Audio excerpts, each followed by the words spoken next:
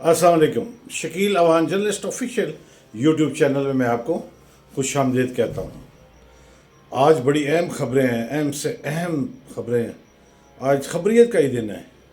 सो तय हो गया कि वफाकी हुकूमत अब नून लीग ही बनाएगी और अब शहबाज शरीफ साहब के बजाय नवाज शरीफ साहब ही वज़ारत उज़्मा के कैंडिडेट हो गए, क्योंकि पीपल्स पार्टी ने फैसला कर लिया है कि वो वफाक में हुकूमत नहीं लेगी, वफाकी हुकूमत का हिस्सा नहीं बनेगी। ताहम वो वज़ीर आज़म का जो कैंडिडेट होगा मुस्लिम लीग नून का, उसकी हमायत करेगी, अपोजिशन में नहीं बैठेगी, लेकिन वजारतें नहीं लेगी। ये बड़ा मुबहम सा पीपल्स पार्टी ने फैसला किया है। वो भी आज जब इमरान खान, मेरे कबूतर ने जब मुझे ये बताया कि इमरान खान साहब ने आज साफ़ियों से मुलाकात के दौरान वाज़ह दो टोक ऐलान किया कि हम ना मुस्लिम लीग नून, ना पीपल्स पार्टी और ना MQM से इत्तेहाद करेंगे। हम इन तीनों पार्टियों से इत्तेहाद नहीं करेंगे। इसके अलावा जो दीगर पार्टियाँ हैं उनसे बात हो सकती है। इसके बाद सारा सिनेरियो ही बदल गया, जबकि इससे पहले सिनेरियो को चेंज था, तहम उसके बाद फिर वो चेंज हो गया। अब सारी गेम जो है मुस्लिम लीग नून की पलड़े में आ गई है। अब वो आगे लेकर चलेंगे। अब मुस्लिम लीग नून जो है वो जल्द ही इस बात का जवाब देगी। पहली कोशिश मेरे कबूतर ने बताया कि उन्हें मनाया जाएगा कि आप वजारतें ले लें, क्योंकि अगर पीपल्स पार्टी वजारतें नहीं लेगी तो फिर वो वफाकी हुकूमत को खुल कर काम भी नहीं करने देगी और तनकीद भी होगी। फिर सेनेट में भी तनकीद होगी, कौमी असम्बली में भी। मुझे नहीं समझ लगती वो किस तरफ बैठेंगे। तो फिर वो जो फार्मूला बज़ाहिर मुस्तरद किया गया, कहीं ऐसा तो नहीं कि वो दरपर्दा वही फार्मूला है, और वो फार्मूला है पहले 3 साल नून लीग के और आखिरी 2 साल पीपल्स पार्टी के। कहीं शायद फिर ये इसके पीछे ये फार्मूला कार फरमा है, समय से बालातर है। क्यों कि सदर मुमलिकत के लिए सबसे मजबूत कैंडिडेट आसिफ अली जरदारी हैं। चेयरमैन सेनेट के लिए सबसे मजबूत उम्मीदवार यूसुफ रज़ा गिलानी है। पर तस्सीह कर लेंगे, यूसुफ रज़ा गिलानी ऑलरेडी सेनेटर हैं। उनका सेनेट के चेयरमैन के लिए इंतखाब ज़्यादा आसान है, ना कि उनको रिज़ाइन करके नया जो सेनेटर बनाया जाए उसके लिए। और राजा परवेज़ अशरफ जो हैं वो कौमी असम्बली के स्पीकर के तौर पर कंटिन्यू कर सकते हैं। ये पीपल्स पार्टी का अपना एक सिस्टम है, अपनी एक उन्होंने एक सोच बना रखी है।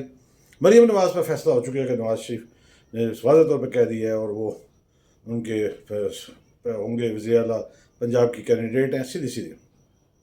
अली अमीन गड्ढापुर आज इमरान खान साहब ने उनको गो थ्रू दे दिया है। वो वज़ीर आला खैबर पख्तूनख्वा होंगे, शहद की बोतल वाले वो। अच्छा हाँ, वो मुझे किसी ने इशारा किया तो मैंने कहा हाँ शहद की बोतल वाले।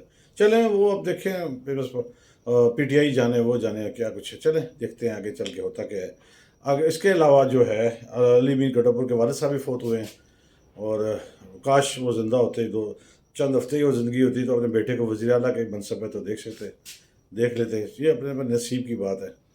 तो अब जो सदर मुमलिकत 29 तारीख तक ये फाइनल हो जाना, 29 फरवरी तक वो 29 को इजलास होना ही होना है। अब कुछ हलकों में जो रिजल्ट रुके गए हैं उन पर भी जल्दी फैसले होने को हैं। तो और आप देखते हैं कि रोज़ बरोज़ सियासी मंजरनामा जो है वो तब्दील से तब्दील तर हुआ जा रहा है।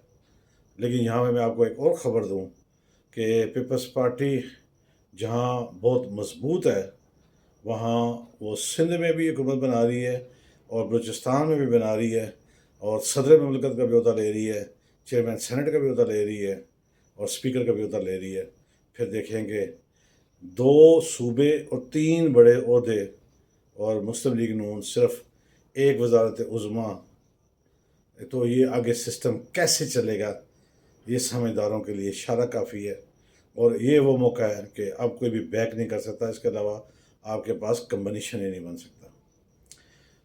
कल गुज़श्ता रोज़ साबिक MPA चौधरी अदनान, जिनका रावलपिंडी से ताल्लुक़ था, MPA भी रहे हैं, कभी वो PTI का हिस्सा थे, फिर वो PTI 9 मई के वाक़या के बाद PTI से अलग हो गए, और वो गुज़श्ता रात बड़ी बेदर्दी से कत्ल कर दिया गया उनका।